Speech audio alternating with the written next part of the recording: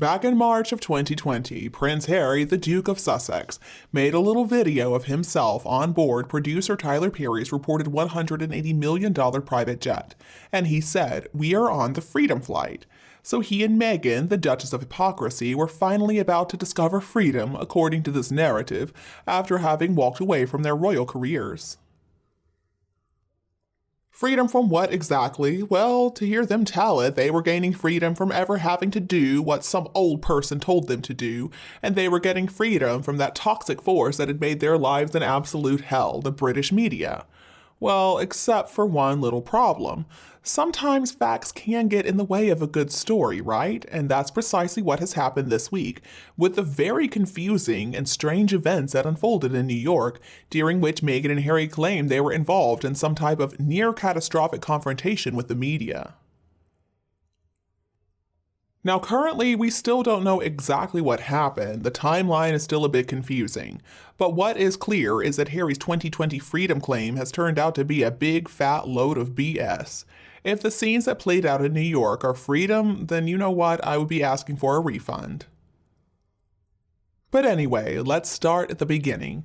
So Tuesday night in New York, with Meghan and Harry and also Doria Ragland entering a packed ballroom, where Meghan was celebrated for doing, well, I'm not sure what exactly, but supposedly for helping the cause of feminism. I'm still not sure exactly how she is this feminist leader. I guess she cold called some Washington senators asking for paid parental leave. And there was also that time that she told Vogue that ratifying the Equal Rights Amendment was something she without question wanted to deal with, although it doesn't seem like she's found time to do that just yet. So after collecting her award and giving exactly the kind of word salad speech we would assume she would give, the three of them left in a convoy of big SUVs. What happened next? Well, that depends on who you ask.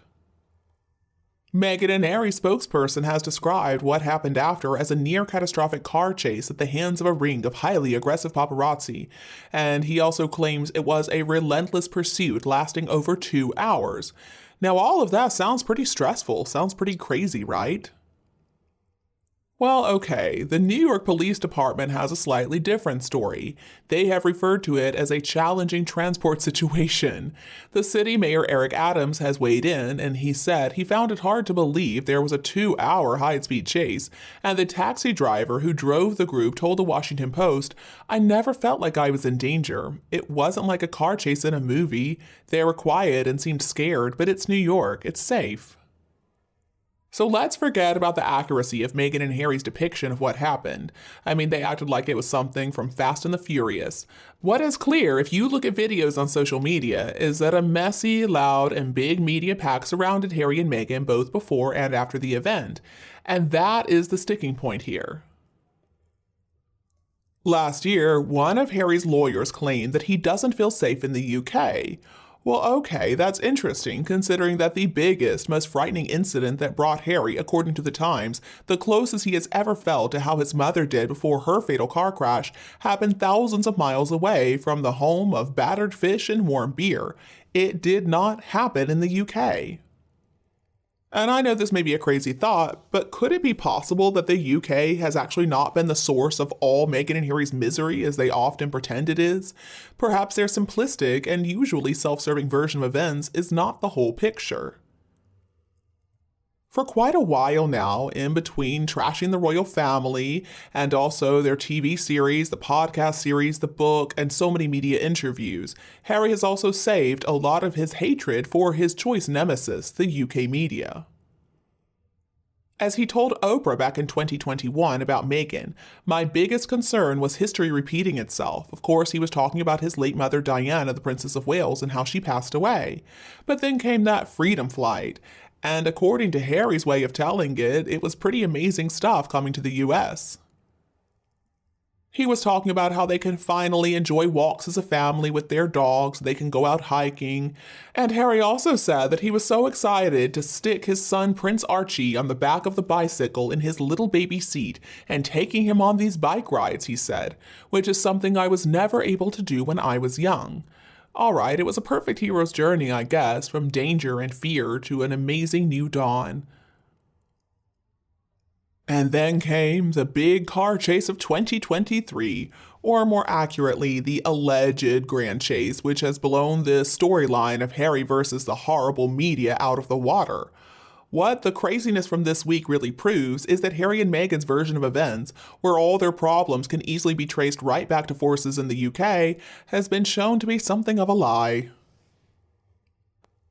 So if we forget the hyperbole or the Netflix soundbites, this new life of Meghan and Harry simply does not seem very free, right? What I have never really come to understand, though, is why in the world they moved to California if they wanted to enjoy new free lives, private lives, they claim. I mean, Canada, or maybe a farm somewhere in the Midwest, or maybe somewhere in Scotland where the Wi-Fi isn't good would have been much better choices. In fact, all of these choices would have made a lot of sense for Meghan and Harry. They could have lived their lives unbothered by the press and by the people. I think the only thing they would have needed to worry about would be an occasional loose sheep maybe catching a glimpse of them in the wild. They could have easily just made quick trips to places like London or New York or LA whenever they needed to meet with Netflix bosses or whenever Meghan needed to get her nose touched up. Now, occasionally, sure, there would have been some paparazzi shots of Harry juggling maybe, or Meghan wearing some inappropriate designer clothing that doesn't fit her very well, but it wouldn't have come close to what they have chosen now. Because instead of making the logical decision, Harry and Meghan just moved to the very epicenter of the universe of paparazzi. So far, they have been tracked and photographed by paps more often this year than they were the whole time they were in the UK. But I guess that's not a story that's going to sell very well, right? So the whole gospel of brand Harry and Meghan has always been framed as there being a before and an after, their unhappiness in the UK versus the dream they're living in the US. But after the mess in New York, it looks like that kind of facile reading is not going to hold water any longer. Simplified, easily streamable accounts may be one thing, but that does not mean it's the entire story. And the photos snapped of Harry and Meghan during all of this, they look stressed out, and sometimes they do look a little traumatized. So maybe a ranch in Montana is starting to look a little more appealing now. Another thing we need to note is let's never pretend like Harry is a man who's burdened by too much education.